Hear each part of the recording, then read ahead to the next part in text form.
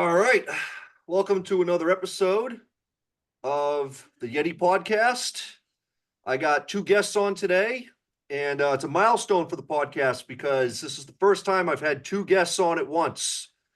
So, Phil Schweiger and Greg Cowan, welcome to the podcast. Thank you. Thanks for having us. Yeah, and thanks for coming on here.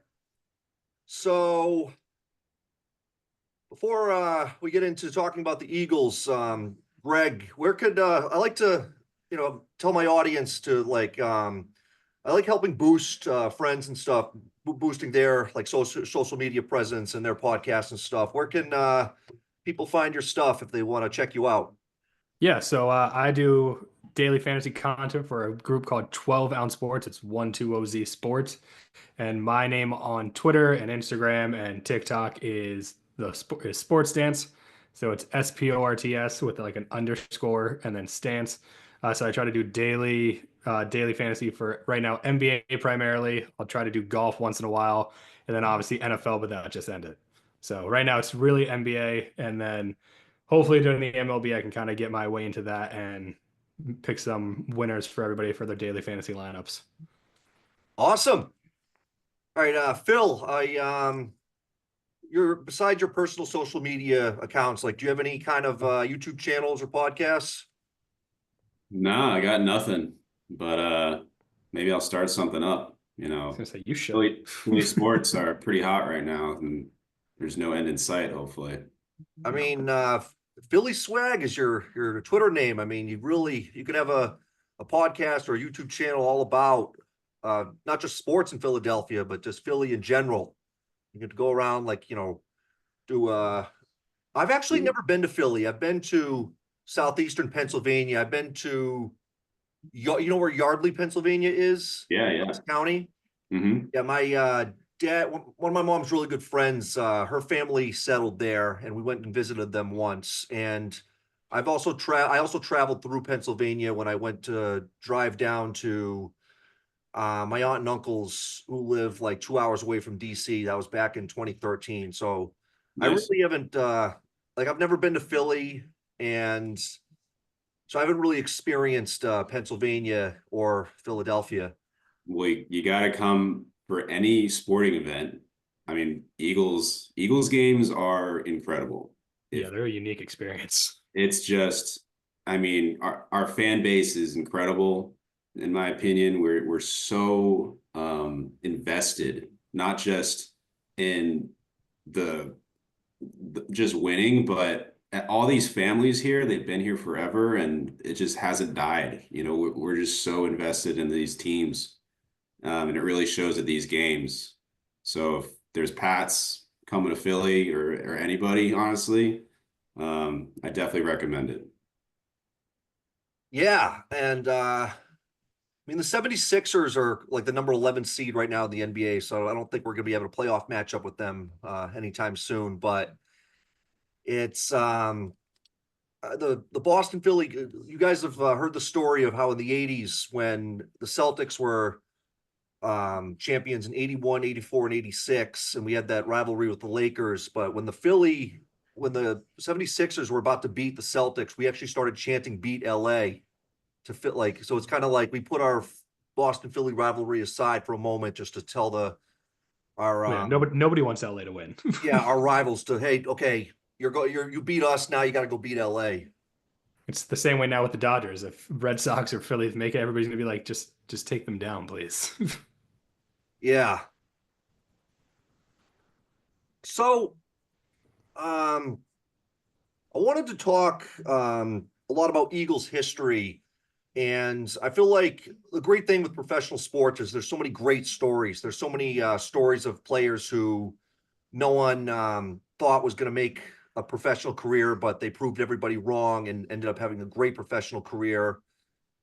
And there are, times where, a franchise is like, very poor one year or they're consistently struggling and then they have that turnaround year. Um, there's also like, setting up consistency, like changing the culture of a team. Like with the Patriots, One similarity between the Patriots and the Eagles is Bob Kraft took over ownership of the Patriots in 1994. And correct me if I'm wrong, but I believe your owner, Jeffrey Leary, also took over ownership of the Eagles in 1994. Yep. Yeah. It was So, mentioned yesterday through the multiple curse-laden speeches yesterday at the parade. and people have been writing, sports writers have been detailing how when Leary took over, he really changed the culture and he created a winning culture. I mean, the Eagles only have their two Super Bowl wins now, but prior to that, they were very competitive. I mean, they had their early 2000s, runs. They had, they matched up against the Cardinals in the 2008 NFC Conference Championship. I was And at that game. you were at that game? I was at that game. My brother was living in Arizona and surprised me. I came out to visit for that weekend just to hang out, watch the game with him. He's like, I know somebody in the Cardinals organization scored us two championship game tickets, and he's a Giants fan, so that was big of him. And so we went to the game, got to meet some like broadcast people beforehand, and then it was a tough one to watch because I had such high hopes that team was going to take the Cardinals down that game. Yeah, and it would have been a Pennsylvania Super Bowl, Yeah, Philadelphia Eagles versus Pittsburgh. Pittsburgh Steelers. And I actually, we hadn't met yet. But I was actually rooting for the Arizona Cardinals that playoff run and in that game and in that Super Bowl because besides being a New England sports fan, I like to root for teams that have struggled for a very long time, and then they have that breakout year where everything changes and they're making a championship run. I remember in 2007, actually, in fantasy football, I drafted Matt Leinart thinking he was going to have a breakout year, but then he ended up getting benched for Kurt Warner. And so I dropped yep, Leinart and picked up Warner. And in '07, so Warner really was a driving force behind my fantasy team in '07. And Warner in '07 had like over 3,400 passing yards, 27 touchdowns, and only 17 picks. The '07 season was really when I think Warner illustrated that he was back. yeah. I mean, he had a nice little stretch there in Arizona with Arians. Yeah. And If then, anything, after the Eagles lost them, I was hoping, if anything, the Cardinals would win for Larry Fitz because he was just such a good receiver. And obviously, we saw how his career went that he was always good. It's just he never could reach the mountaintop anymore. yeah. And I was rooting hard for the Cards in that Super Bowl. And I also remember the whole '08 season, I was following them and I was like admiring Kurt Warner. And I remember I was on vacation in Florida first week of 2009, and it's not like today where like you have your smartphone and you can follow the score and stuff. We were at the beaches, and then we went back to the hotel room and I looked up NFL.com to see because the Cardinals were playing the Atlanta Falcons, and the Cardinals had been division champs, so they were hosting the game. And the headline on the NFL.com was "Long Time Coming," because it was the first time the Arizona Cardinals had ever won a playoff game at home. And it was also the first time that the Cardinal franchise had ever won a home playoff game since 1945. Wow. Crazy. And it was like, so, I mean, because I was rooting for the Cardinals because they had said so many losing seasons over the years. Like they had never had, like, at least some teams, like, I remember talking to Spiff's friend in 2010 who was a Raiders fan, and he was like, it's been hard these past 7 years, but at least the Raiders could say that they once upon a time they were very good and they have 3 Super Bowl wins. But like the Cardinals, you couldn't even say that. Like they just were. Well, even in 2003, the Raiders at least made the Super Bowl. Or Yeah. yeah, '03. That was the Yep. year, right? Yeah. Well, '02 season, but it was played in Yeah, the '02. '03. Yeah. Yeah. When the So Eagles, oh, the Buccaneers. That was yeah, a tough loss also. 2002. Yeah. Rondé Barber, the pick six. I was at that game. Oh, Yeah. That was one of the, your poor little heart. I know we're going to talk about memories. That was, I mean, I probably started getting into the Eagles like seriously probably around fourth, fifth grade. So I assume that's like 2001, 2002, 2001, we lost to the Rams, 2002 NFC Championship. And going in that game was like unreal. But I just remember I never really experienced like stadium like that before. If you watch You go like to the replays vet, or right? highlights of the game, like the towel waving and all that, like for me, I was like, wow, this is it. Like this is I'm hooked. Well, the vet And was its own animal. yeah, yeah. I still got that towel somewhere, but going that game and really focusing on it and just leaving so broken that we were so close. And I mean, that was pretty much early 2000s for Eagles fans, was just almost being there and just being so close. So that feeling became pretty regular and awful, but still awesome to be at the game and to really experience that. That was the first like huge Eagles game I'd ever been to. So really cool early on, fifth grade, I guess. Yeah. So you said, Phil, you mentioned like the families that have been living in Philly for like decades, like we're all very tight Eagles fans. Have you heard any stories from like what it was like to be a fan, like to go to games in like the 70s or the 80s? Only a few from just people saying, before our Super Bowl win, you know, families in South Philly specifically, like old Italian households, like they've been waiting for that for since they were kids, and they're still there. People in their 70s, 80s, 60s, waiting for this team to come out and show up and do something. Um, so I understand like where all of our angst comes from, coming from, you want this team to win so bad and to come so close so many times. It's pretty tough.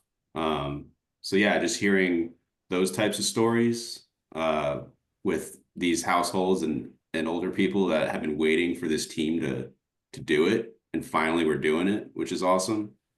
It must be pretty awesome for them. I've only been a fan since really the early 2000s. That's when I started to really focus on this team. So I can't imagine being a fan since 60s, 70s, Super Bowl era and waiting that long for this to happen. That must have been tough.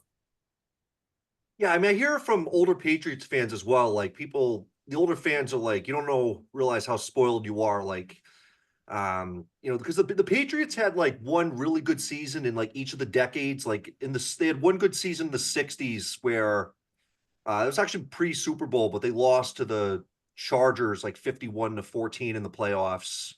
And they were the Boston Patriots. And then in 76, the Patriots went 11-3, but we lost to the Raiders in the divisional round, and there's also some controversy around that loss.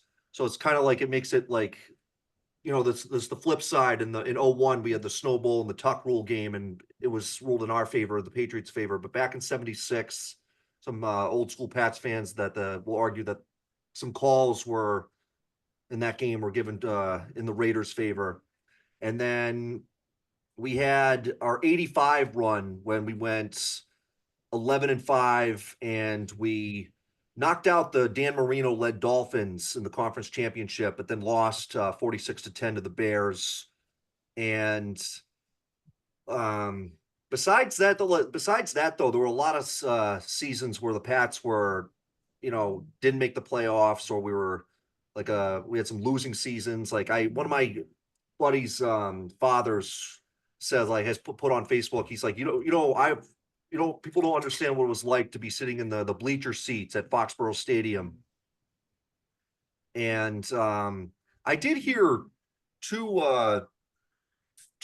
firsthand stories of the Pats in the 80s. My mom, she's not a big football fan, but she said she was at a Super Bowl party when it was Patriots versus Bears. And she said the mood of the party got really sad and devastated very early on. And we have a family friend who told a story. He was at the the 82 game, regular season game when it was Patriots Dolphins, the snowplow game. And he told a story. He says that, it was snowing the whole time. Teams weren't, neither team could like move the ball. He says he recalls seeing just one Dolphins fan who was in Dolphins attire, who was like sitting down in the front. And he said New England fans were throwing snow at him. And he just kept getting pelted with snow. And he was just, but this fan was just standing there. And eventually security came and got this fan and like escorted him out. So it sounds like kudos to this fan for being the only Dolphins fan standing there and taking and not leaving after getting hit by just one snowball. And I mean, it sounds like the fan didn't even leave on his own. It sounds like the security was concerned about the safety of this fan, so they just escorted him out of there. That's good. Probably Yeah, thrown into a suite, and they were like, "Here, just stand in this box for the rest of the game." Or yeah, so they're rewarding this fan with the suite. Yeah. And, I feel like that's something they would just do. Be like, listen, you've been pelted enough. Just come with us, buddy. Yeah. If you do come to an Eagles game, Will, and it's a Pats Eagles game, and you wear you wear Pats gear, you will get yelled at, guaranteed. By Phil. Yes. Yes. But it's, that's part of the game. Don't wear a hat. We like to just take those off people's heads, and people get very offended by it. Yeah. All in good fun. So so Greg, what are your earliest memories of Eagles games? So my earliest memory is kind of like Phil. I was early 2000s. My dad grew up not a huge football guy. He was a fan of the Baltimore Colts, and then they moved, and he just kind of was like, "Yeah, whatever. I don't care enough about football to follow them to a different place." He was a big baseball guy. So my brother and my mom had two brothers. Her one brother was a Giants fan. My other uncle was an Eagles fan. My brother and my one uncle got along really well, and so my brother kind of went towards the Giants. I and my other uncle got along really well, so he kind of led me towards the way of the Eagles. So like kind of like my fandom started with the Andy Reid, Donovan McNabb era starting, like that 1999 and up season. Like I remember watching like guys like Lito Shepherd and Troy Vincent, and like those guys like lead the defense, and they were actually a decent secondary until we hit like a 12-year stretch of terrible secondaries.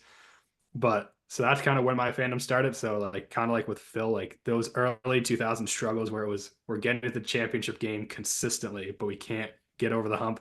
Then we finally get over the hump and run into the Patriots with a broken leg TO, and then that stops, and then we kind of have a drought, and it was just tough. Then we get back in 2008, and then after that, it was kind of a slow downhill descent into misery for a few years, and then we've been coming out of it, out of the Chip Kelly era, especially.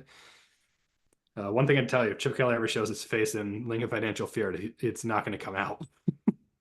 He's the offensive coordinator for the Raiders now. So I mean, if the Raiders can play the Eagles in Philly, they'll let him hear it.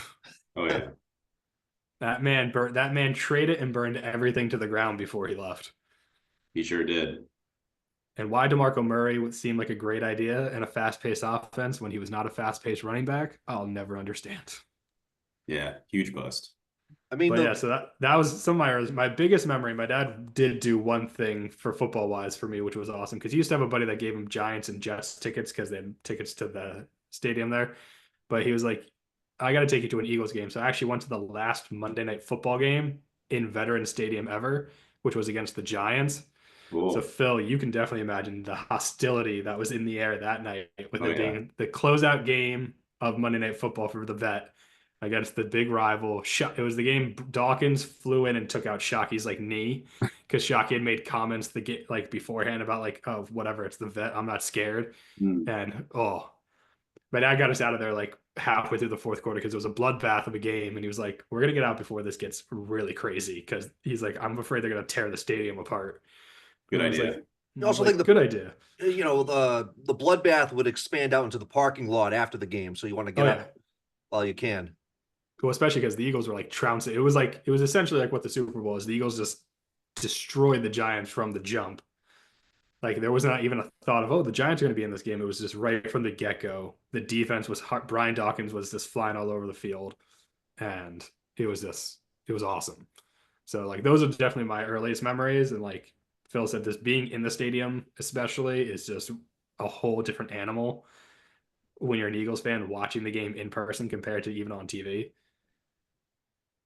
Yep. Yeah, and people like NFL analysts have discussed like the most challenging stadiums to play in if you're an away team, and they mentioned the Chiefs because they have their that that Chiefs song that the whole crowd sings, and someone mentioned they feel like the Chiefs stadium is like the closest resemblance to a FIFA stadium, and then there's also like in the Vikings, like everyone does the skull chant. Yeah. So it's tough to play in that environment. Do you think the Eagles stadium? Do you think it's one of the toughest stadiums to play in if you're the away team due to how crazy the crowd is?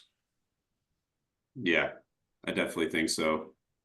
Teams say it, and in big games when it matters most and we have home field advantage, it's really home field advantage. I think it's a big plus for us. I The think that's this year level. especially. It was such a big topic of who's going to get the one seed because they were like the Lions being the one seed is a huge difference than the Eagles because Eagles going into Detroit, yeah, it might be hard, but Detroit having to go into Philly, they were like that's a much harder task. And then you saw it this whole playoffs. Teams came in outside of the Rams, but that was I think partly the snow played an important part in that game of how close it was. But like you saw with against the Packers, against the Rams, and then why am I blanking on who they? Oh, the Commanders. It was just like right from the beginning that stadium made its presence known. Like one big play and basically teams, it was over. Like I would say Eagles is easily a top three stadium difficulty wise to play in. Seattle used to be because of the 12th man when they had the Legion of Boom, but I think that's kind of gone down. Arrowhead's always going to be tough because of I think the structure of that stadium. It makes it so everything's more amplified. That's why they have the loudest on record like decibel level in the NFL. But I think if you're just talking about sheer, the fans are going to get nasty with you. They're gonna make you, you're going to hear them. There's not many that are going to come close to Philly with how they just attack, not even just the other team. They go after their own team. Like you've seen Sirianni, you've seen AJ Brown, you've seen guys get into it with fans because of just how passionate they are. So it's difficult all around. Whoever's playing there. Yeah, there's no filter for fans, for Philly fans. So like we just tell them how it is. It doesn't matter if you're a quarterback, head coach for our team.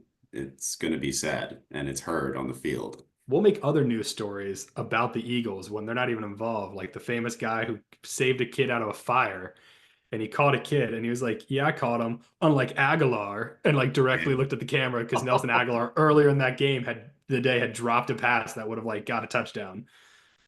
So like Eagles fans will make it known no matter where they are Yeah, that they're happy with you or they're not happy with you. travel well too. Like Yeah. these away games. I mean, lots of green. Super Bowl, lots of green.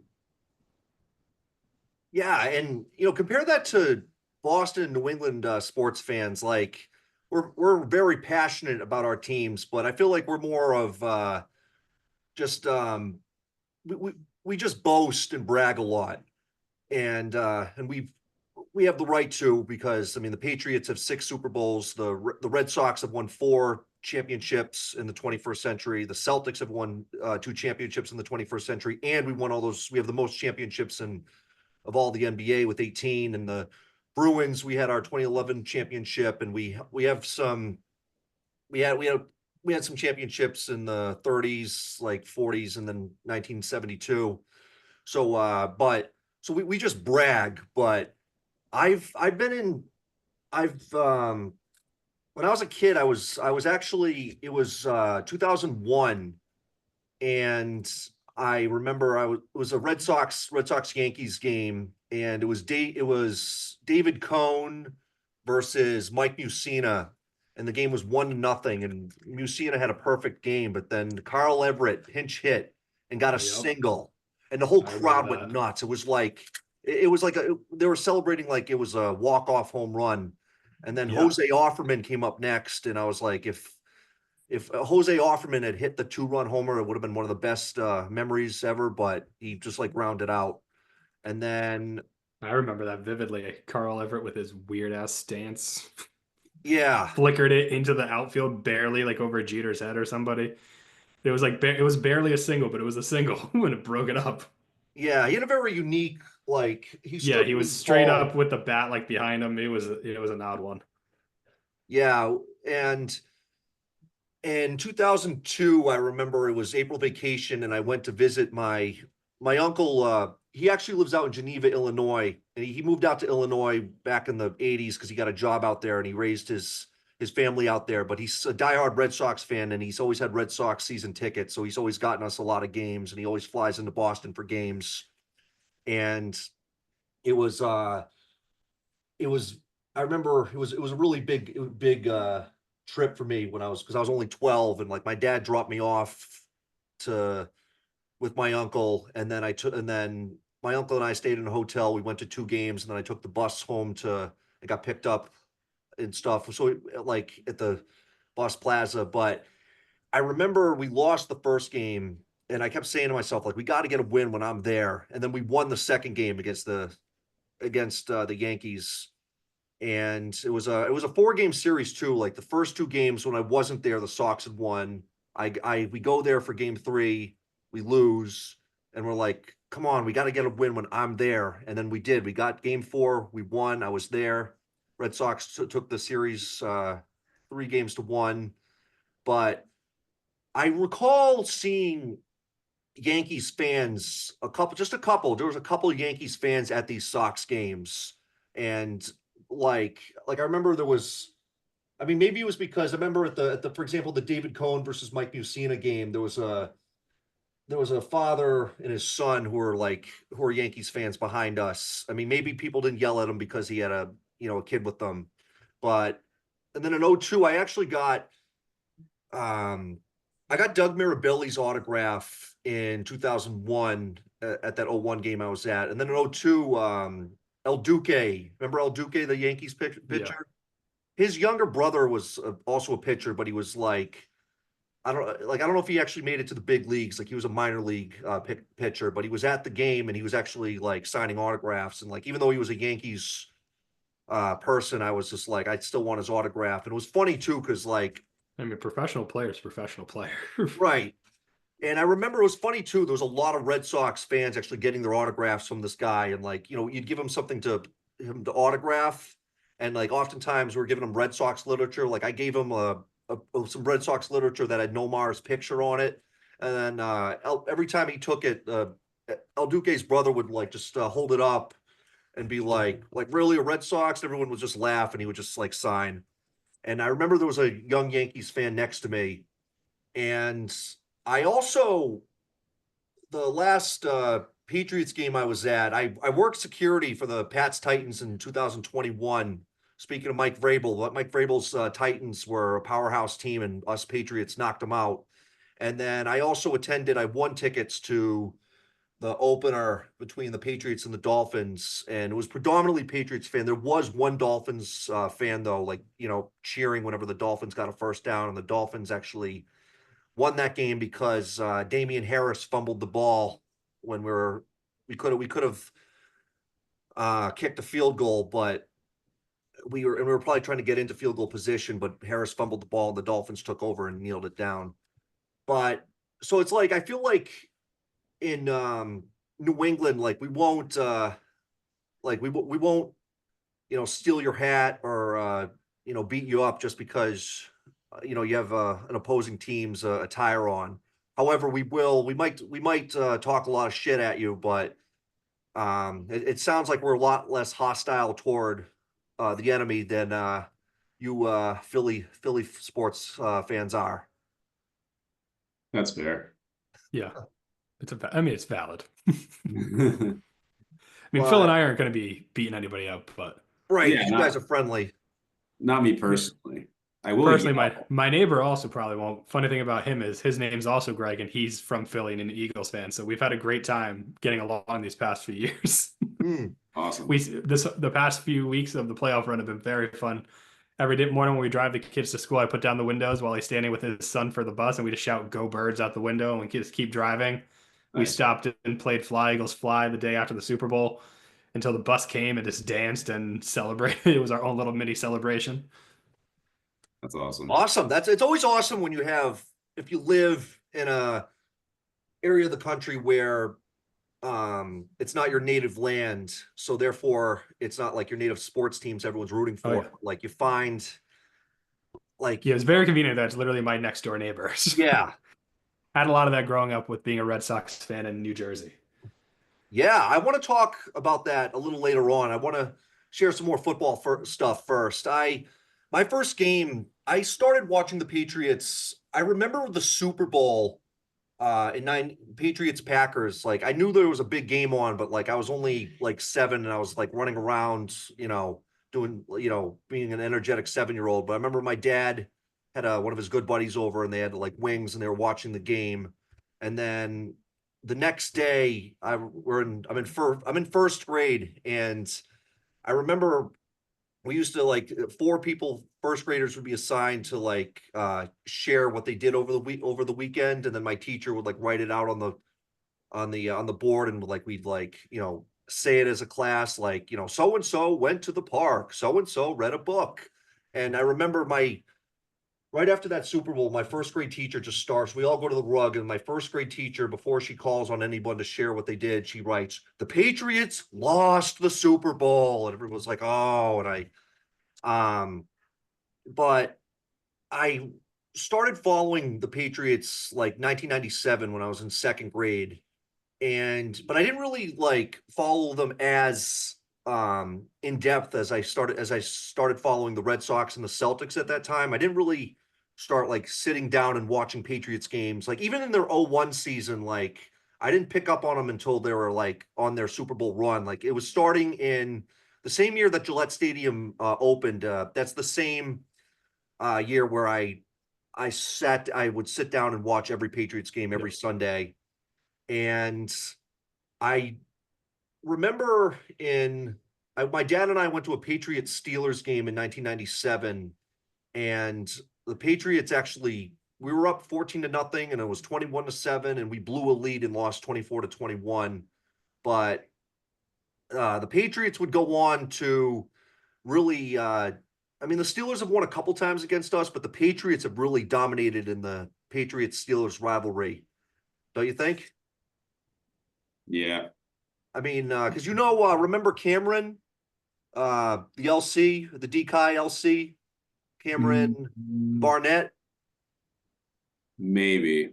Yeah, actually, it was fall 11, your junior year and Greg and I's senior year. We actually, Phil, I don't think you were out to dinner with us, but Greg, you and I were out to dinner, and when Cameron mentioned how he was from Pittsburgh, so we're like, "Does that mean you're a Steelers fan?" He's like, "Yes, it is." Like, I'm a big Steelers fan, but then I mentioned to him, I'm like, the Patriots, though, especially in the Belichick Brady era, have really had your number, and he was like, "Yeah, the Patriots have been tough." So it's Yeah. like, yeah, we lost we might have lost that regular season game in 97 that I was at. Like the Pats would go on to dominate the Steelers um for quite some time. And I mean, Didn't they beat even them last year too? what's that? Didn't the Patriots beat them last year, like surprisingly?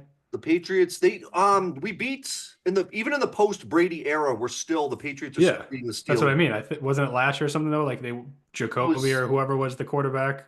I don't Yeah, think it was in week Jacoby. 2 of the 22 season, the Patriots beat the Steelers. Yeah, I was gonna say even it was Mac Jones or something. They were not expected to win and they won, and Yep, people were like, "How?"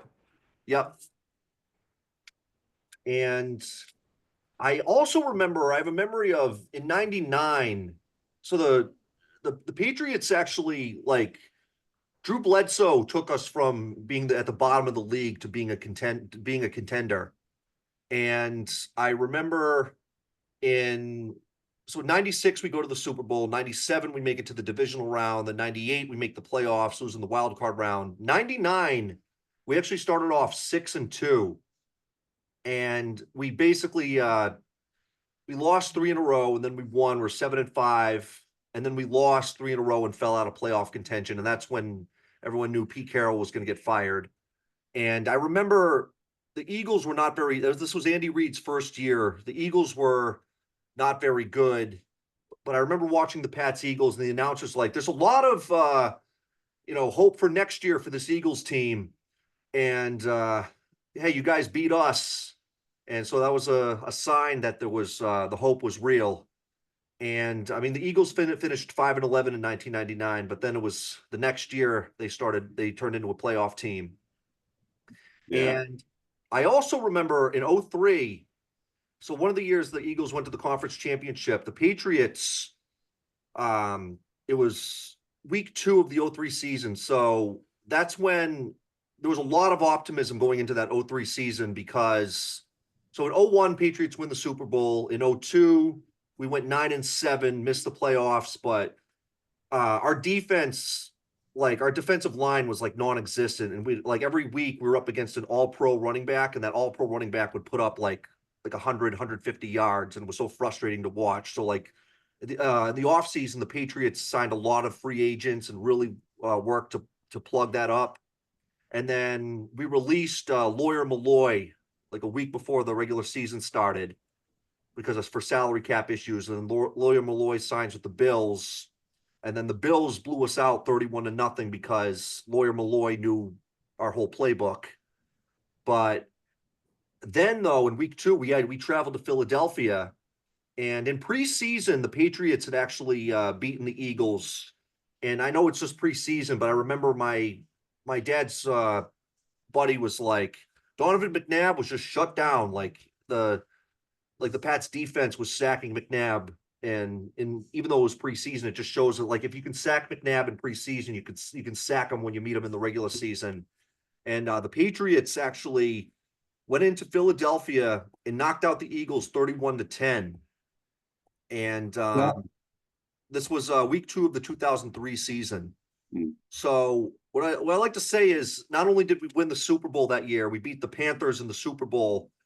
Like our last win of the year was in the Super Bowl against the Panthers, but our first win of the year was in the NFC runner-up, the Eagles, in week 2. And we and then in that Super Bowl, to the Patriots Eagles Super Bowl, what are your memories of that?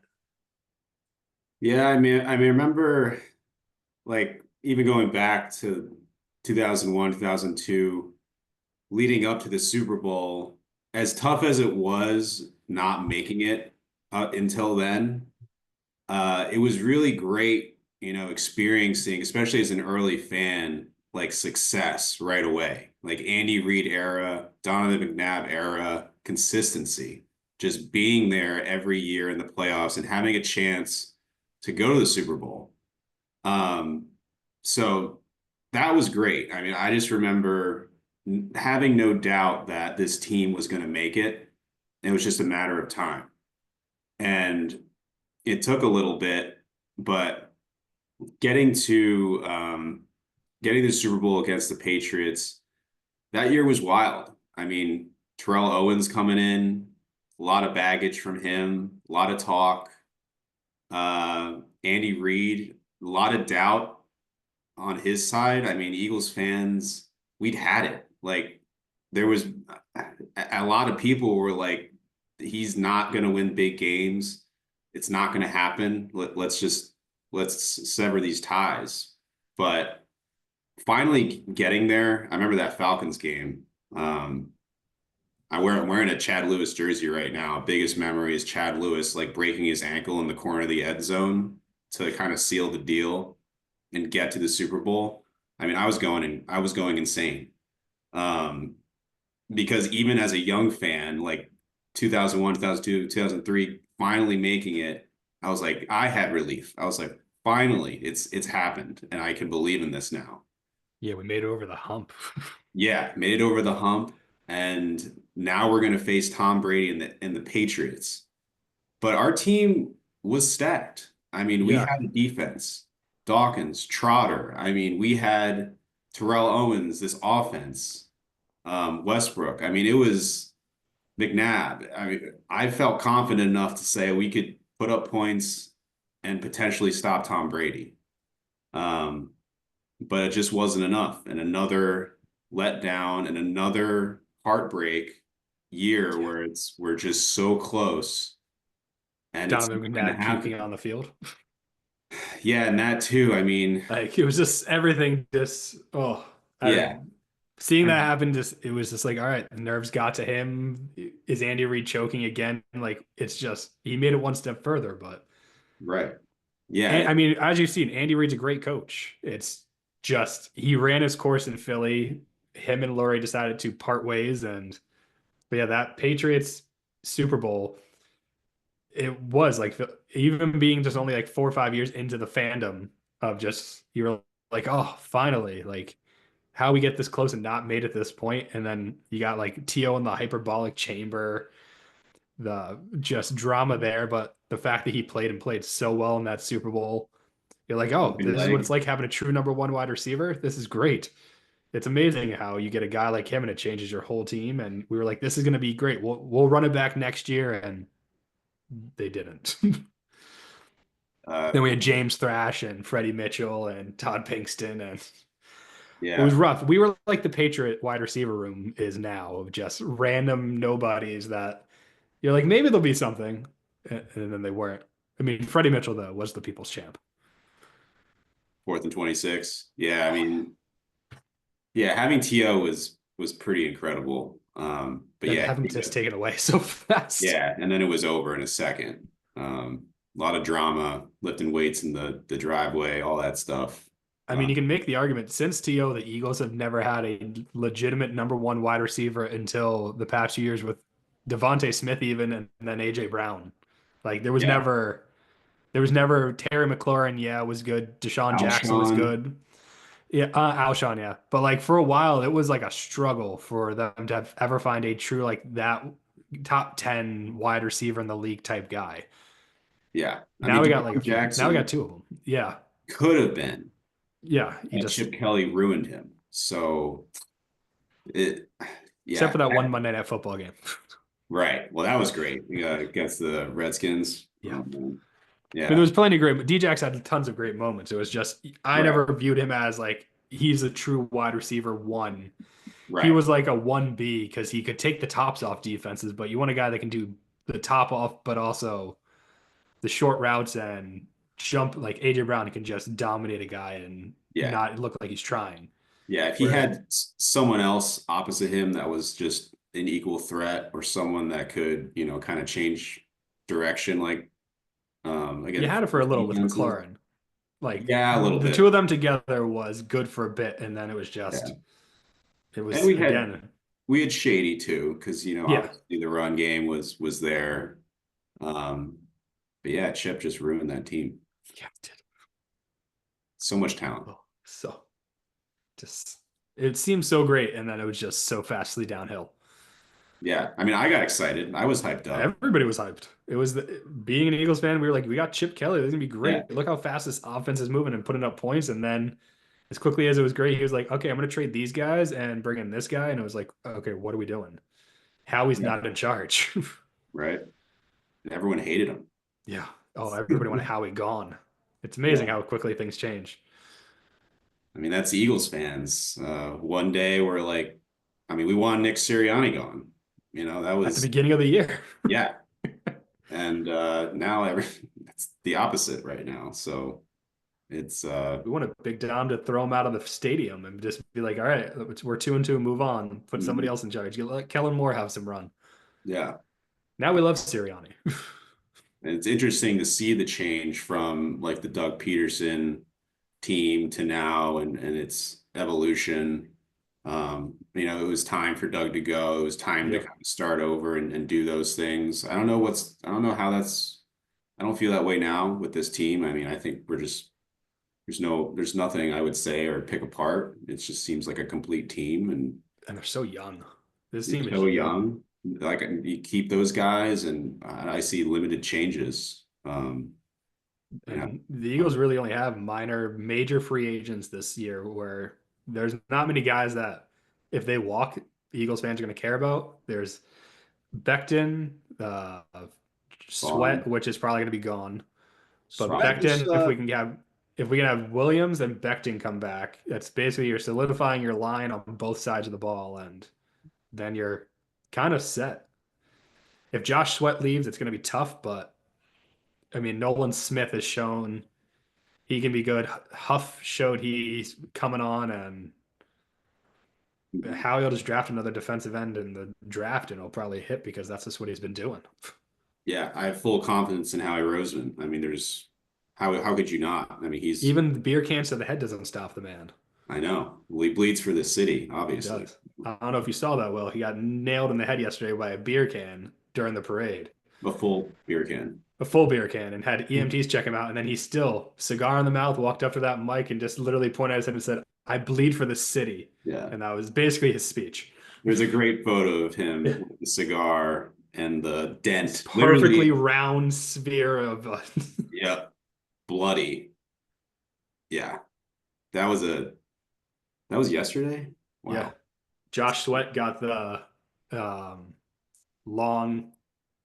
Well, I can't think of his name. Jake, not Jake Long. The coat. Yeah. Team Yeah. fur Got coat. the fur coat from the last Super Bowl parade Yeah. and got that delivered. So we had some guys from the past being represented, and Yeah. Kelsey showed up. Kelsey was there. Brent Selleck was in the crowd with him. Jake yeah. Feely. Lots of guys are there. Wow. Wow, that's a throwback. I remember we had what was the lineup? AJ Feely.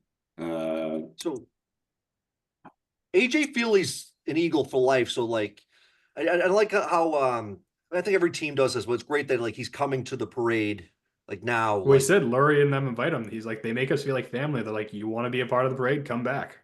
Like, that's Jeff Lurie has many past players have said he's like your family for life. Like, you come back, we'll help you, whatever you need. Like, we're here for you, support all of that.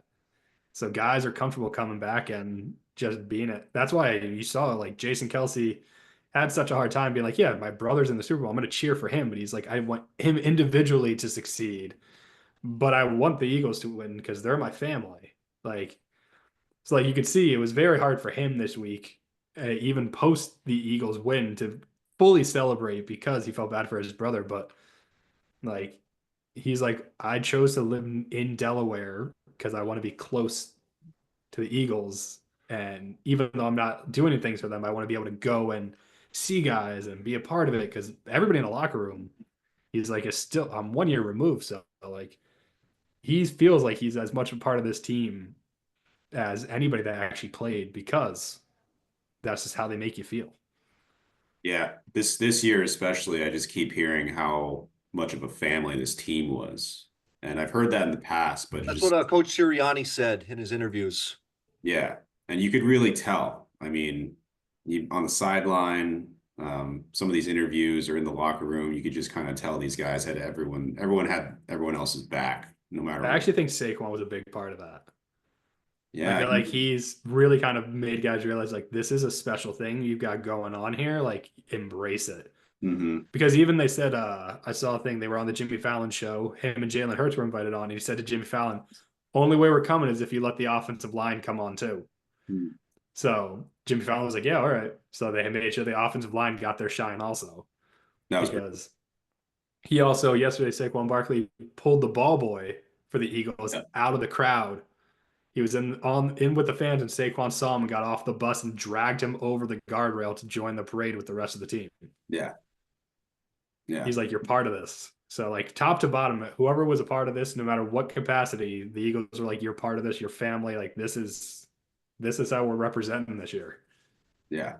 Yeah. And I mean, offensive line is the most unsung position. Like it doesn't get the glamour that like running backs and receivers and quarterbacks get. But I've watched not only from memory, but I've also rewatched highlights of that Patriots Eagles Super Bowl in 04. And you guys had a really good defensive coordinator back then who served under Andy Reid. Jay. What's that? Jim Johnson? Was that his name? Yeah, I just couldn't remember his name, but I remember the announcers, the people like narrating the highlights were like, Johnson knew you gotta, go after the king. And Eagles had some great pass rushers, but the Patriots offensive line, they protected their king and they protected Brady. And there's a scene from one of the Eagles D linemen is like yelling like during the game. He's like, he's got too much time to throw the ball. We're not getting to him. He's got too much time to throw the ball. And that's what the Pats O line did. Yep. And speaking of offensive linemen, what's his was it Becton? Yeah, Mikael Becton. Yeah, Guard. he was what I love about following sports is like there's a lot of great stories, and Mikael Becton was was it Mackay Becton. He was deemed a bust, but he came over. So he was with the Jets from 2020 to 2023. He was picked in the first round of the 2020 draft with pick number 11, but it had been deemed a bust. But he comes to your Eagles this year, and now he's a big hero and he's a Super Bowl champion. So I mean, he rewrote his narrative.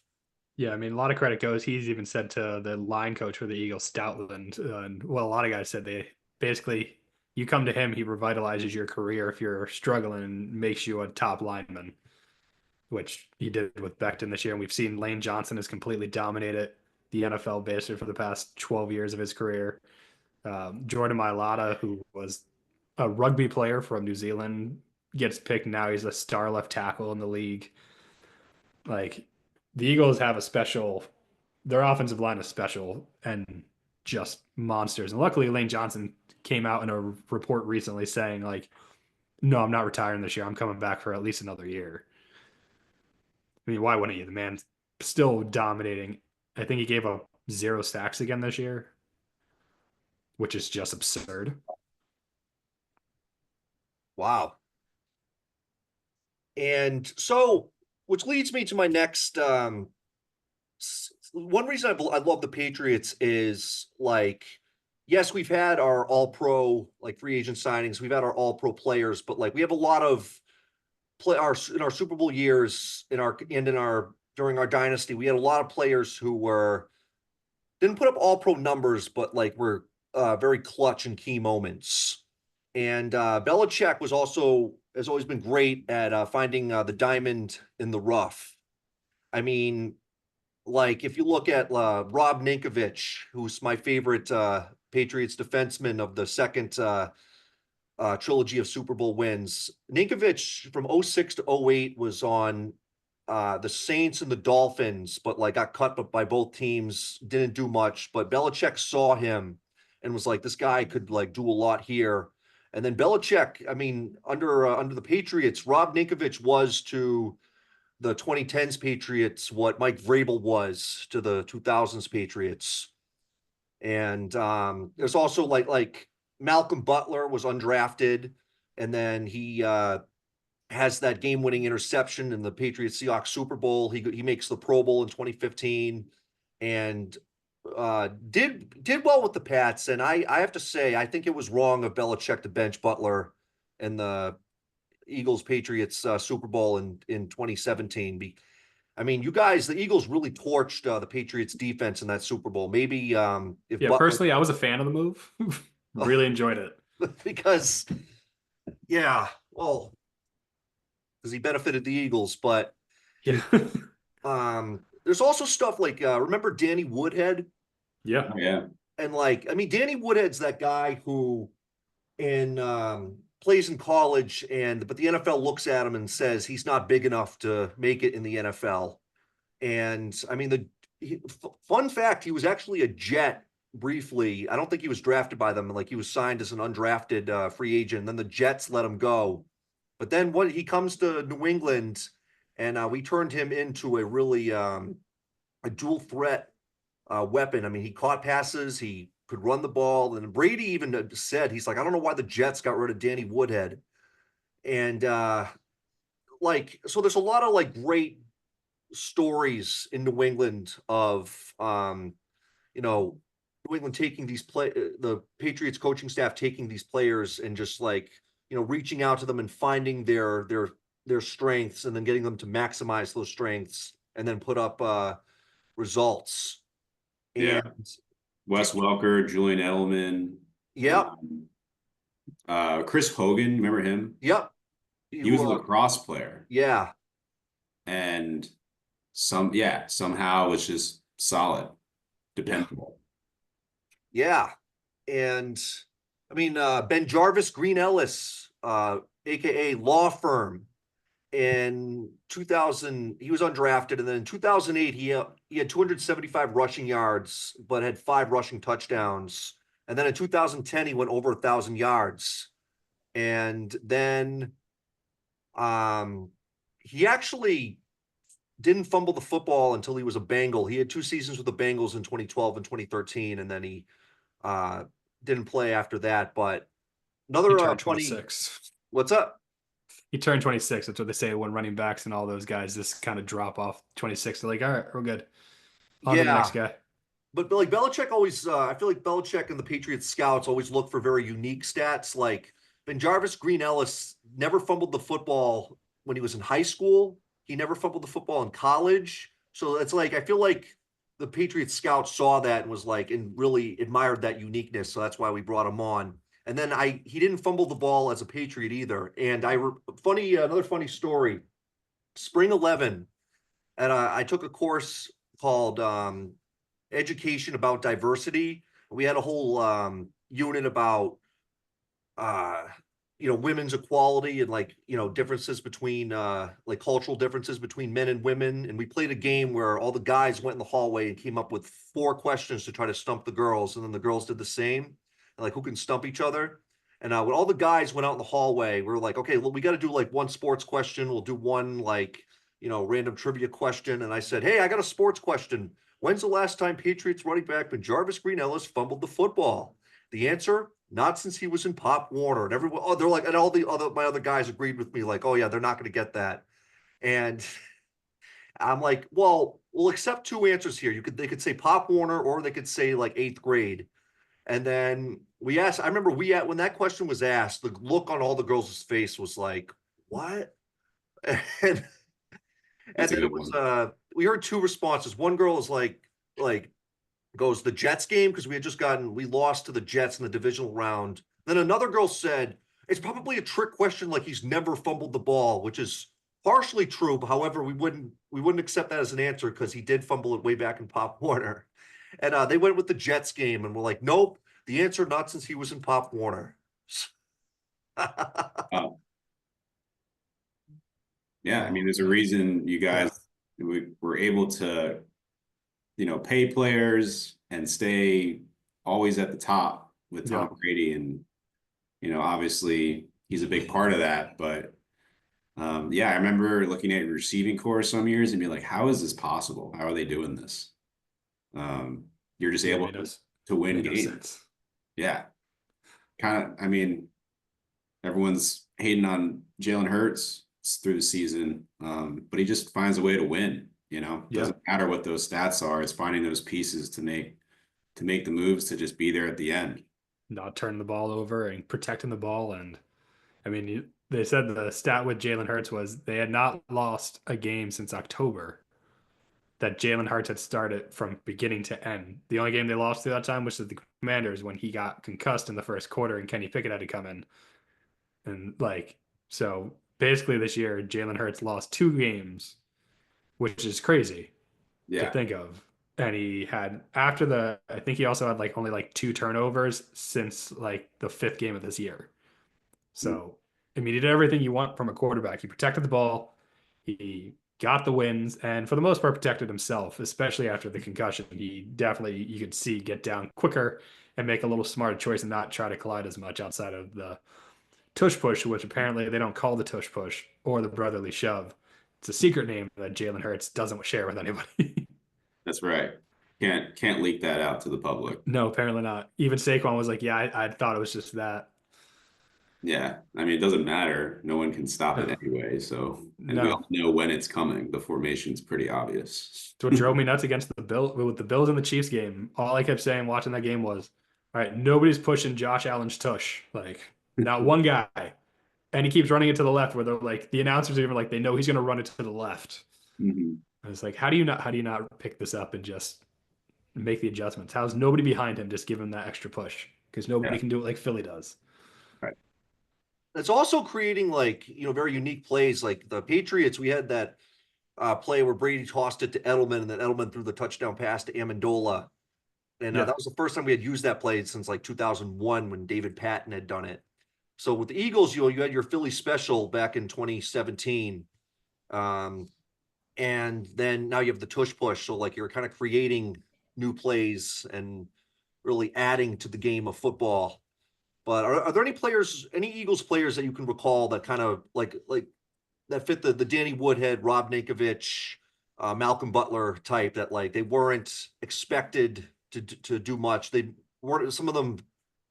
It wasn't even expected that they might even make the 53-man roster, but they went out there and proved everybody wrong. And Cooper, he's a rookie. Some of these rookies are just pretty awesome. No one expects anything out of a rookie though. So I'm No. trying to think of someone who. I mean, even like I said, Jordan Mailata, he was a sixth Mm, round pick, and literally it was just people were like, "Why are you drafting this rugby guy?" And they're like, "Oh, we think he can play offensive line." And they're like, "Okay, has he ever played football?" They're like, "Nope."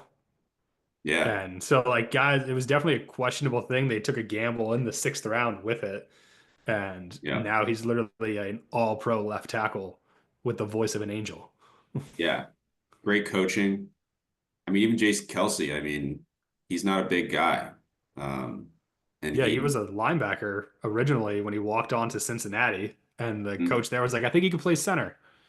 And literally transformed his whole career based off that.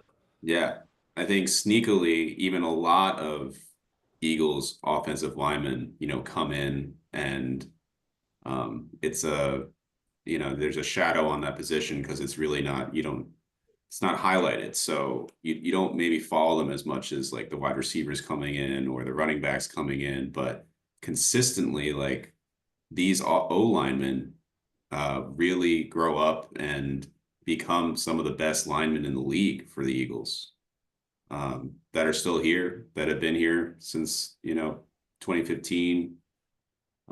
Blake Johnson. I mean, there's so many that you could probably look up that were great pickups, great draft picks through coaching, were able to stick around and be great. Yeah. So I want to launch a few football related questions, and NFL related questions, and hear what your take is. So, Greg, you mentioned how Josh Allen, no one was pushing Josh Allen. Did you see that the NFL is thinking about using a more enhanced first down determination starting next Yeah. year? So, do you think that would benefit Josh Allen? I mean, I would think it would benefit everybody, especially on the short ones, like you saw with how controversial that one call was, where it was just depending on your angle. People were like, he got the first down, he didn't get the first down. You think all these other sports like tennis, you literally have a virtual thing that can show you exactly where a ball going 130 miles per hour hit on a line. And the NFL can't figure out exactly where to spot the ball without two old men holding chains and referees being like, I think it was around here. I think this is where it looked like he stopped progressing forward. But hold on, this player got in my way, so I may have moved an inch one way or the other. Like there's definitely should be a better way to do it. And so Yeah, I think anything that can help enhance and make things more accurate, as long as it doesn't take more than a few seconds for that information to travel, like it with the baseball, how they're looking at robot umpires, like things that can happen within a split second of, okay, he got the first down, he didn't get the first down, like based off of technology, like a signal in the ball where the line's supposed to be. Anything like that is beneficial. And because eventually, I mean, the chain gang, I see too many of those guys get hit by players and like their legs go sideways and it's like a 70-year-old man. And I'm like, yeah, that's good for nobody. yeah. Those are brutal hits on the Yeah. sideline when you see them go flying. Yeah, it's one of those just like old sports things that you look at and you're like, why is that still around? There's a strike zone. You could definitely figure that out electronically, but a lot of people want umpires. A lot of people want those calls to be made. And I mean, unfortunately, they could decide really big games and big decisions decide championships sometimes, unfortunately. So there's that. But Um, Angel Hernandez is gone. So for baseball fans, that's a plus. Yeah. So yeah, like the chain gang is always a weird one. Like we're still using chains to measure. Uh, I don't know. I like, the old timey thing like that. It's kind of fun in some way when they come out and they're like, ooh, this close. Yeah. But yeah, sometimes, I mean, there have been some bad calls on those too, where it's like, wow, you really missed that one. Like that's clearly a first down.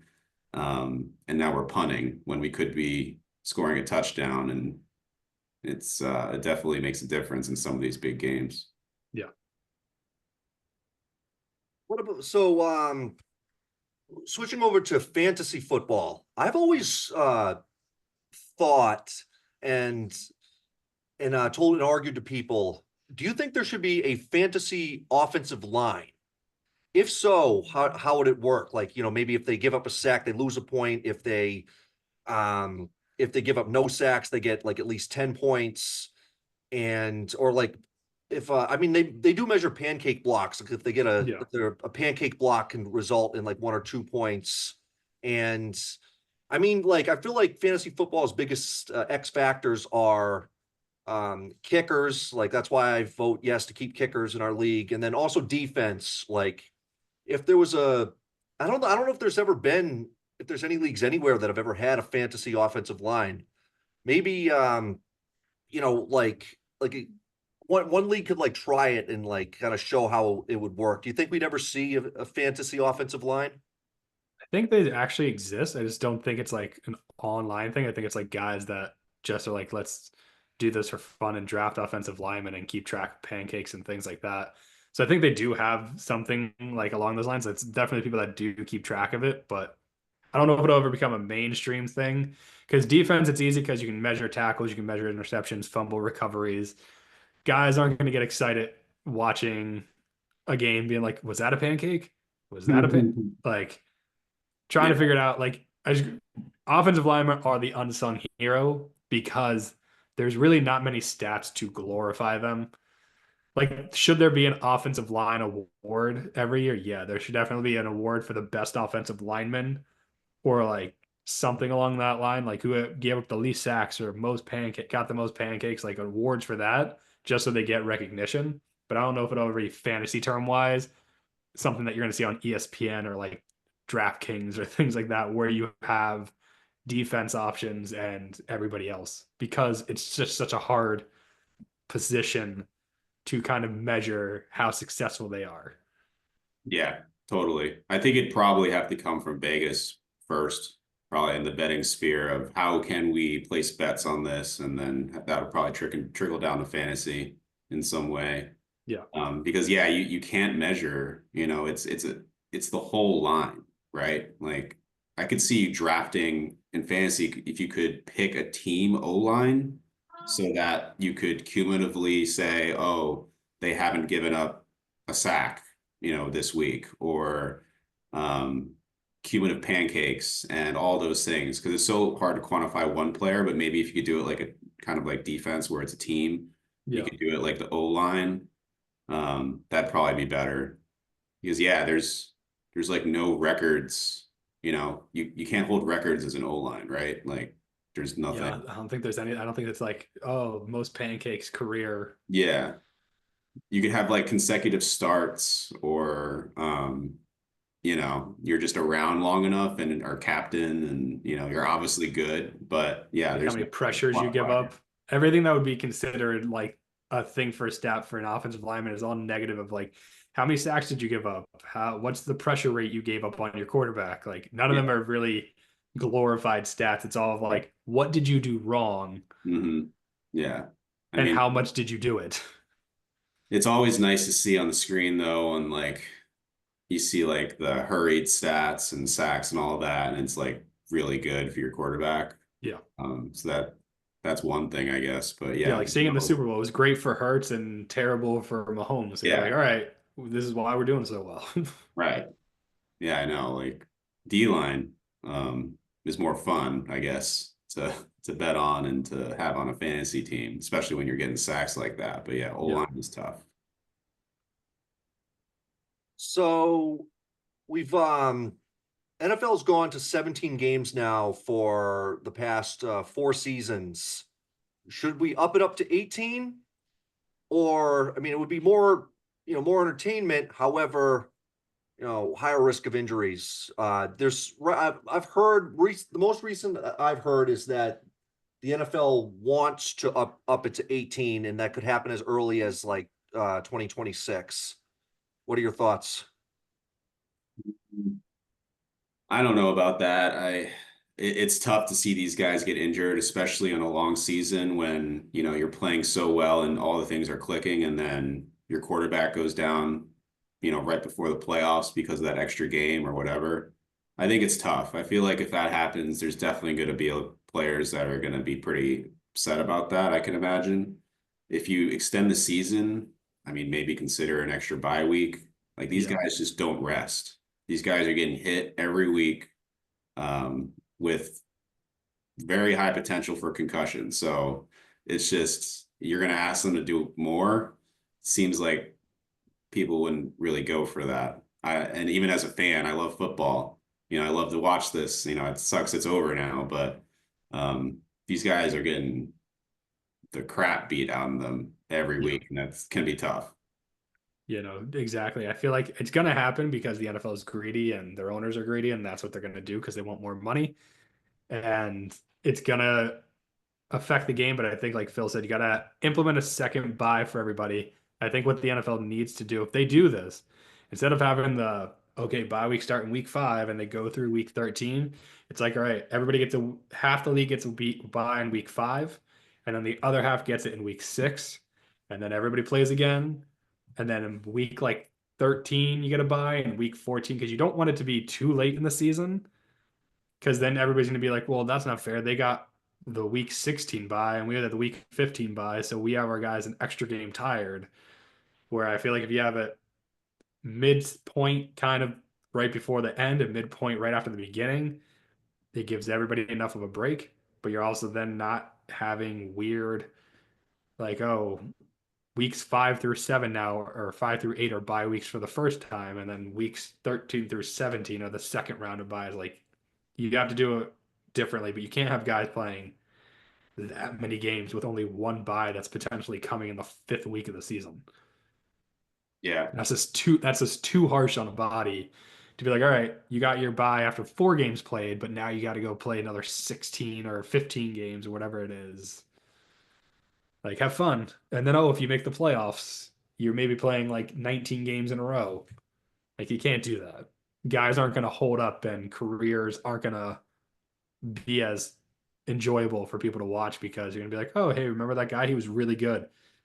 If maybe he didn't have that extra game or two, he could have played another 2, 3 seasons. Yeah. In CTE now, I mean, there's a lot of awareness on how you can really, long term, really mess up your body and your brain and everything that goes with that. So I feel like I understand, it's a business, but we gotta put the players first when you make a decision like this.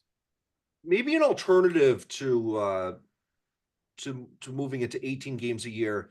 Maybe what they could do two things. One is the last the two bottom teams at the end of the year could play each other, and then the winner can get the first overall pick.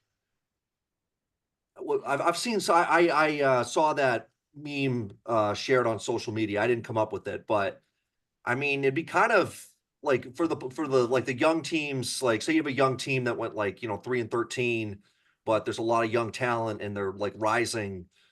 Like you could kind of like I think a lot of rookies on those teams would be excited to like play a game where like the entire nation and world was watching to see like who's going to win the number one overall pick, and that way you'd have to earn the number one overall pick, and um, there'd be and also any team that was thinking about tanking, like I think I don't know if they'd want to tank just so that they could play in this Yeah. let's call it the number one overall pick bowl. What do you guys and then another thing I was thinking of is from 1960 to 1969 there was the playoff bowl where the losing team of the conference championship, the two losing teams of each conference championship would actually meet and play each other. Like for Like a third example, place game. yeah, and that was discontinued in 1969. But maybe like if they had something like that. So this year, for example, if they brought the playoff bowl back, it would be the Washington Commanders versus the Buffalo Bills. Or if they had this game back in 01 through 03 when the Eagles made the conference championship and kept losing, it could have in 01 it would have been Eagles versus the Pittsburgh Steelers. Okay, there's your Pennsylvania Bowl. It could have been in 02, it would have been Eagles versus the Tennessee Titans. In 03, it would have been Eagles versus the Peyton Manning led Indianapolis Colts.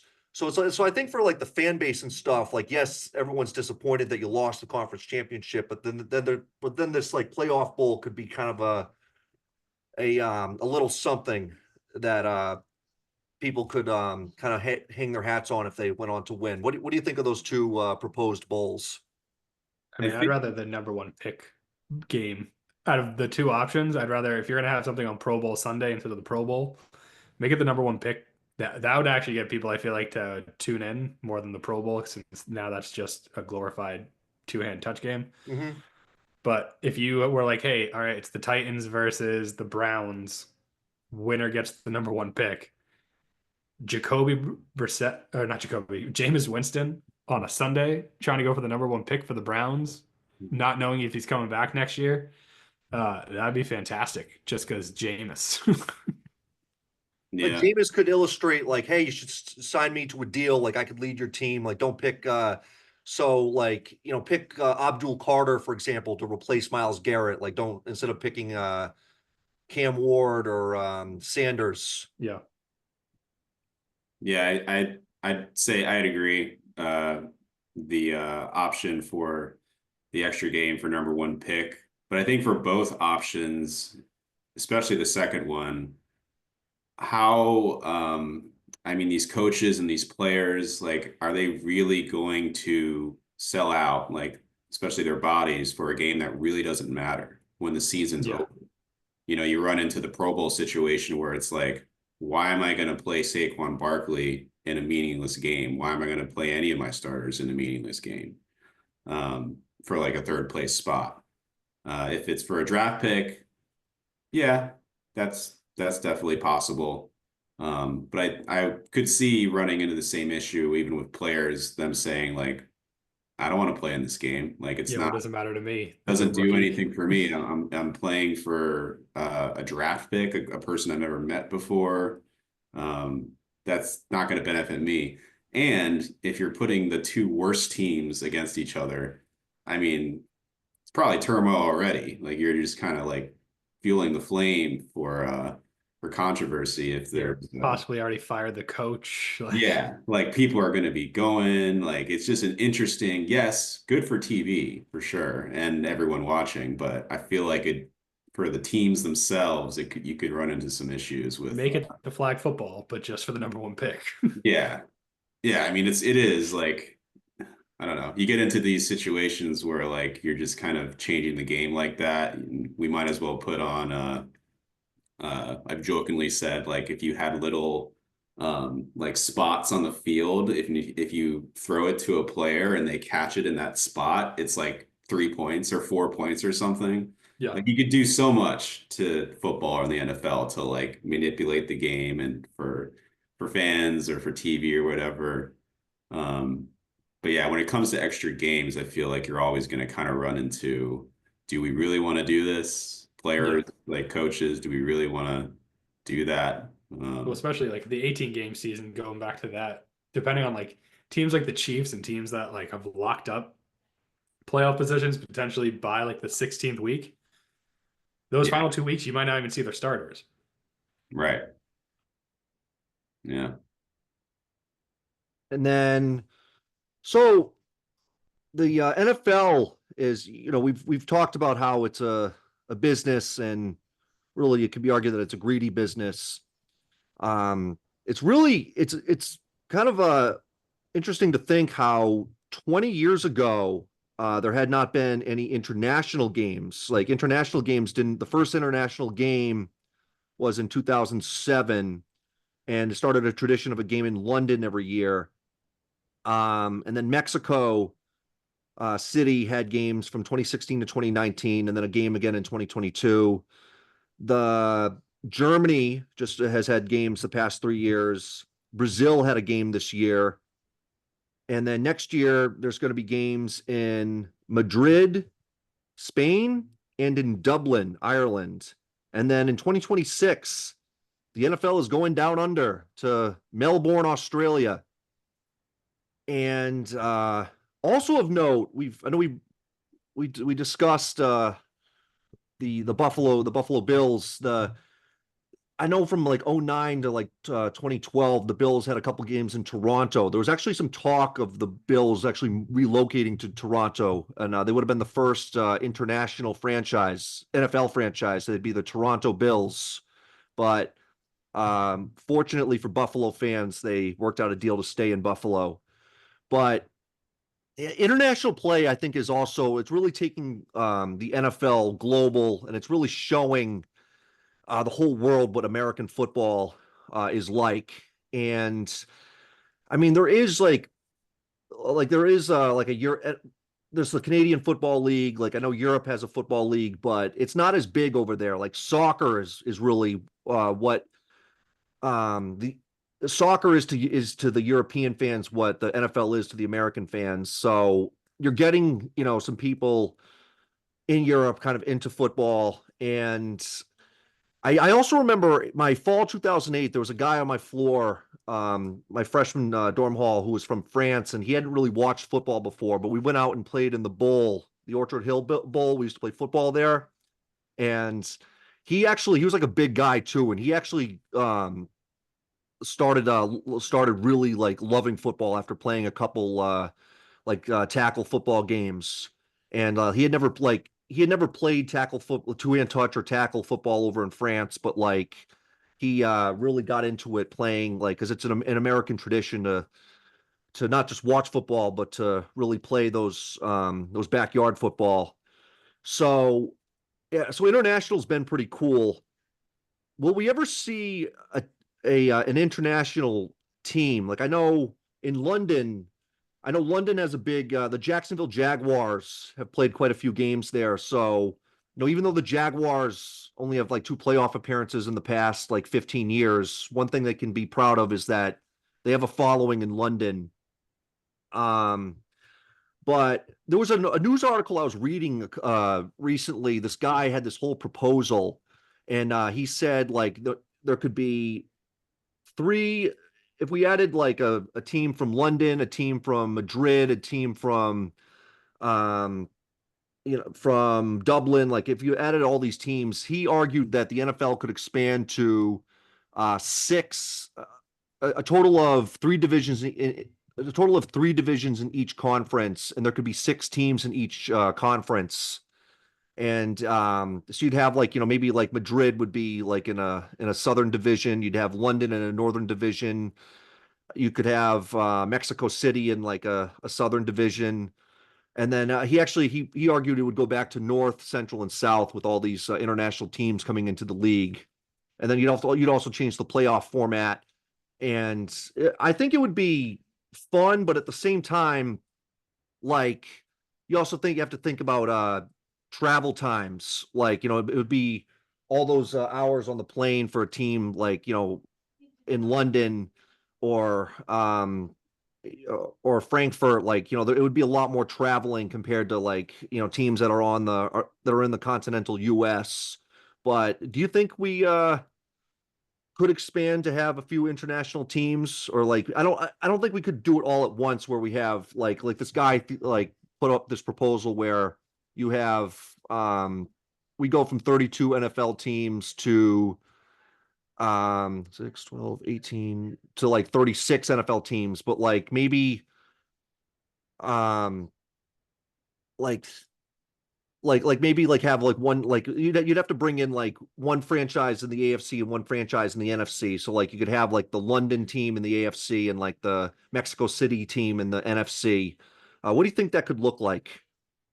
Yeah, I think trending we're probably going to that eventually. I think that'll probably happen. I'm actually surprised it hasn't happened already, but having more consistent games abroad, overseas, I think it's trending towards that. And I could definitely see kind of you have the NFC, AFC, and then you have like a world conference. So then you're bringing in this whole other element of like USA versus the world. I mean, we've done it before in other sports. Definitely could be exciting for fans. But yeah, like as an Eagles fan, like I kind of rolled my eyes when we were going to Brazil. I was like, why are we doing this? Why do we need to go here? This is not a normal thing. You got to get these teams there. It's going to be a different atmosphere, and then we're at risk of losing a game. That's me being a selfish Eagles fan. But you know, bringing the sport abroad and bringing it to other countries overall is a good thing. You know, I think you're spreading what we all love about the NFL to other countries and other families, peoples, and places that really love sports. So I think that's good. But again, like even going back to adding an extra game, it's kind of in that same breath where it's like we should think about the players first. You know, if you're going to have an away game, you're going to have a game in Germany, make it after the bye week. You know, make it as easy as possible for these players and these teams to make it happen. Um, you know, I even hate it when you have a Thursday game and then you're up again, on a Sunday, or you have those short weeks. I hate to see that when it's pinned against these teams like that. So if they can do it in a way where it's the best for the players and the teams and the coaches, I think that's probably number one.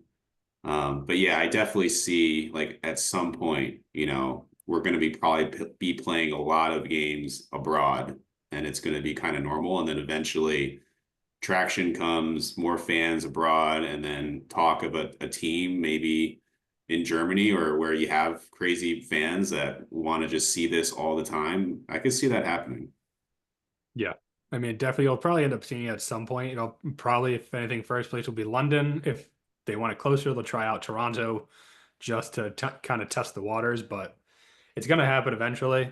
I feel like it's just they can't do it where it's crazy time difference. Like you're not going to see a team in Australia ever because it's just functionality wise, it wouldn't make sense, especially if they expand to 18 games and they want to have all these different bye weeks and all these different things. You have to do it where it makes the most sense. London, you could get away with, but I feel like that's the largest extent. But you would have to also make it like be like the London team plays 4 games in London in a row, and then they play 4 away, but they have a home base somewhere in the US where the team is to practice and then travel to wherever they're going. Because if you're like, all right, this week you're in Baltimore, guys, this week you're in Cincinnati, and then you're in LA before you head back to London, like that's also not going to be fair to those players because they don't get any sort of comfort of home for a time span. So, will the NFL do it? Probably at some point, yes. Should they do it? I don't think so. You can do the international games, but I feel like keeping all teams located within the country is probably your best bet. Again, the farthest you're going to go is London or Canada. If you go beyond that, I feel like you're just kind of asking for trouble. Yeah, and like selfishly, what time are the London games? Like 9 in the morning or something? 10 in the Yeah. morning? Like that's kind of cool. You Yeah, wake it's up, great to wake up to have football right away. football, 9 in the morning, 8 in the morning, 10 in the morning. And Like, if you're in Hawaii, you're like, hey, we're at the bar. It's 3 in the morning. yeah, Football. yeah. Like, what time would an Aussie game be? Like, Yeah. I don't even know. But I'm Again. sure people would go for it. It's just like not fair to these players, Yeah. having to travel all over the place. Yeah, it'd be wild. I'm a Formula One fan, and uh, Formula One travels everywhere, and they Yeah. don't care that they're broadcasting at 3 in the morning East Coast time because it's a world. The viewership is world, so you get people from everywhere. I don't know if the NFL is there yet, and probably not. So until you have that viewership, it would be tough. Yeah. Plus, they're individuals, drivers, not 50 plus squad teams. Right. Yeah. I mean, they do have big teams. Like I think some of Yeah, but like the person that's focusing on driving the car, it's one right. person. Like you're focusing on yourself, whereas controlling 53 people that have to work together as a team Yeah. They makes it harder. also they take a lot of breaks. Like Formula One, they have like months, they could have 3 weeks off, 2 weeks off at a time. So there's a lot of breaks between through the season. And Formula One, it's a long season and it's a short off season, but I think it's okay because they have so much time in between those races. And I'm curious if like the NFL did that, where you could have your 18th game, but it's just a longer season, maybe 19th game, and you have like a 3 month off season. Um, Probably still tough, but maybe not as tough as your game every week traveling from Brazil to Baltimore to London. You got to make it easier for these players, extend the time that they have off. You're going to go do that. Definitely. And I mean, I feel like whenever you're expanding an organization, whether it's in sports or any organization, you always like, there's a lot of great ideas. You just also have to have all the logistics in place as well. You got to plan out for everything that could potentially be hazardous. And then what are we going to set up to make sure that there aren't any hazards? Um, do either of you watch the did any of you watch any XFL games or USFL games, which has now been combined to UFL, which is starting on it's like springtime. It's springtime Yeah. football. Um, could I've watched a little bit of UFL. Like I've watched some highlights. I was a fan of it because Josh Gordon, who has had difficulty staying in the NFL. He was with a UFL team, or was on an XFL team, and he actually put up some numbers. Like he looked like what he looked like in on the 2013 Cleveland Browns or the 2018 New England Patriots. And fun fact about Josh Gordon is he did get reinstated, but like the Patriots released him, and then the Seahawks picked him up. The Seahawks didn't do much with him. He was a Chief. He did catch in his troubled career. At least he can hang his hat on the fact that he has one touchdown reception from Patrick Mahomes. But still, like even the Chiefs weren't really like he wasn't a main weapon with the Chiefs. But in the XFL, he's showing that he's still got it. And he's also showing like really all that missed time. He's making up for a lot of the missed time that he had in the NFL, in the XFL. There was also AJ McCarron, who I remember he was in the 2014 NFL quarterback draft class. Never did much like but he was with the Bengals. He started a playoff game when Andy Dalton got injured. But I feel like the UFL right now is basically like where players can kind of show like especially a player who got cut from a team or didn't make a 53 A development roster. ground, essentially. Yeah. And question is how big can it get?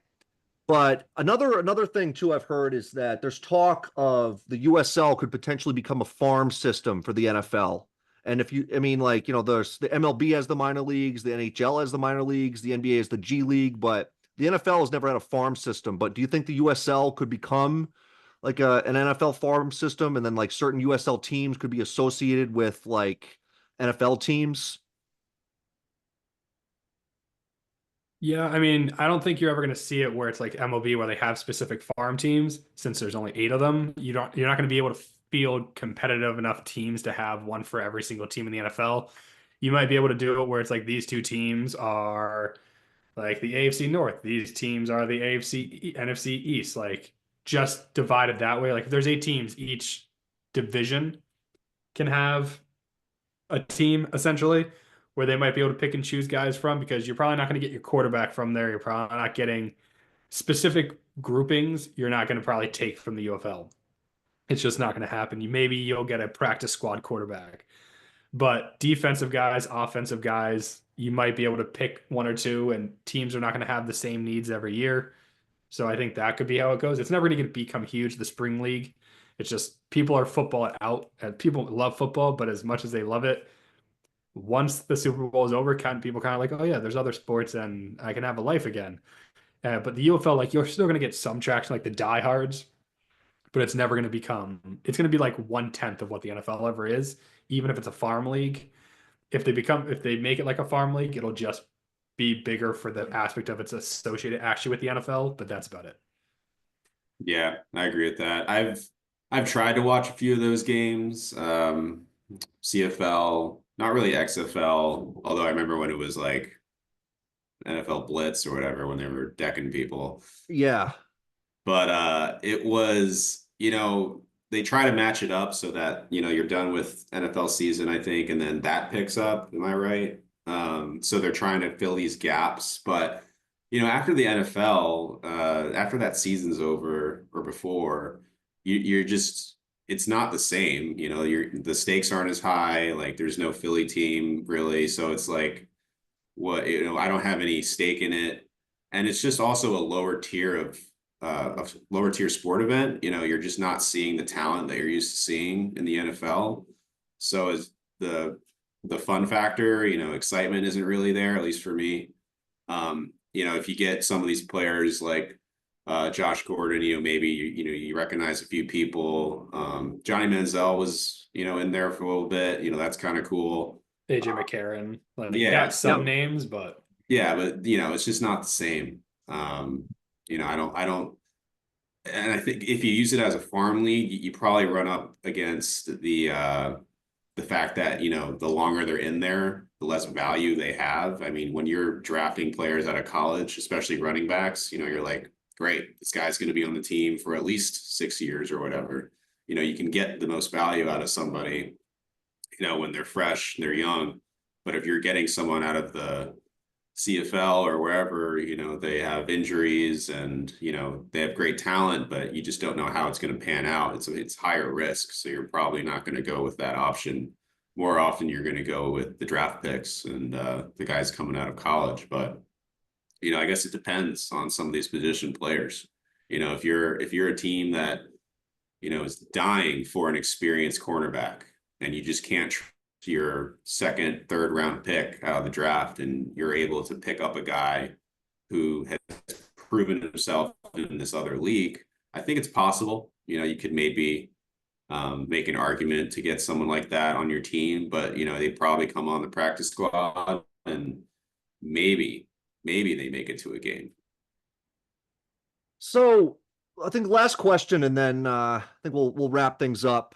Um, the professional flag football just launched, and it's I think that's also great. Like, maybe you could have played football like in college and then, didn't get into the NFL, but you can find ways to keep playing. Or if you're like, an athlete and you see a professional flag football, you can try out for the team. You know, maybe you can do something with it. I play in Volo's Boston Social Sports, the Volo League. I've played in some flag football, and that's very competitive and a lot of fun. But with flag football, I feel like it's a safer way to play the game of football. Is it possible that in these professional flag football leagues, maybe NFL players who have a serious injury could maybe like rehabilitate in that league? Like let's take Tua for example. Like he's had multiple concussions, and I'm rooting for him to be able to keep playing. But like maybe someone like Tua who's been concussed multiple times, like could like take a year off and play in the flag football professional league where he wouldn't face the same threats of another concussion, and he could rehabilitate himself, give his brain and his head some time to fully recover, and then maybe try to get back into the NFL after that. Yeah, I think that'd be actually really cool. You take the physicality factor out of it, and these guys can play as a lot longer, is make bigger seasons, minor leagues. I love watching football, so if you're able to watch it at a lower level, I think that actually would be kind of cool. Uh, I could see that kind of being more of like a minor league too. I love that England has Premier League, but all those lower leagues below it, they're all local, town teams, and people die for those local teams that are just trying to make it. I've always wanted to see something like that in the United States, like this tree league, where if you win, you keep going up, you keep going up. I wonder if that's possible with like a flag football league. If you had all this interest, because everyone loves to play. Yeah. You take the physicality out of it, then you don't have to worry about a lot of these injuries and concussions, and you can kind of just go for it. I could see a lot of players be interested in that who are either really old or maybe they're out of that league and they want to keep playing, or you were in college and you just didn't get drafted and just it didn't work out for you, but you're still talented and you still want to play, and flag football's there. So I could see a lot of interest in that. And I live right next to UPenn, and if there was like a professional team in Philly that played at that stadium, that ancient stadium that's still there, that'd be really cool. I'd really love to see that. Yeah, no, that would definitely be an interesting aspect to do. And especially you've seen it with the Olympics coming to the US with flag football being in that. Lots of NFL guys have been like, I want in on that. And just having the chance to potentially continue careers where they can still play the game that they care about, love about, but just with a lot less risk factor outside of knees being maybe destroyed. And so, like, that would just be an interesting aspect to do. Like Phil said, like, just the smaller towns creating like some sort of way to do a up and down thing would be a lot of fun. You could have like local guys, like a Vince Papale type of deal, where you have a guy who played in high school and maybe went to the local college and is fast, but not big. There's a lot of players that are just not big enough to make it to the big leagues, make it to the NFL, but could really be a star in flag football. And imagine like a local guy going up against Josh Gordon because he just wants to keep playing, but he's like hella old. So like it creates this interesting dynamic that I think people could get really excited about. Yeah, no, I 100% agree with that. Great. Awesome. I mean, and so it's been a great episode.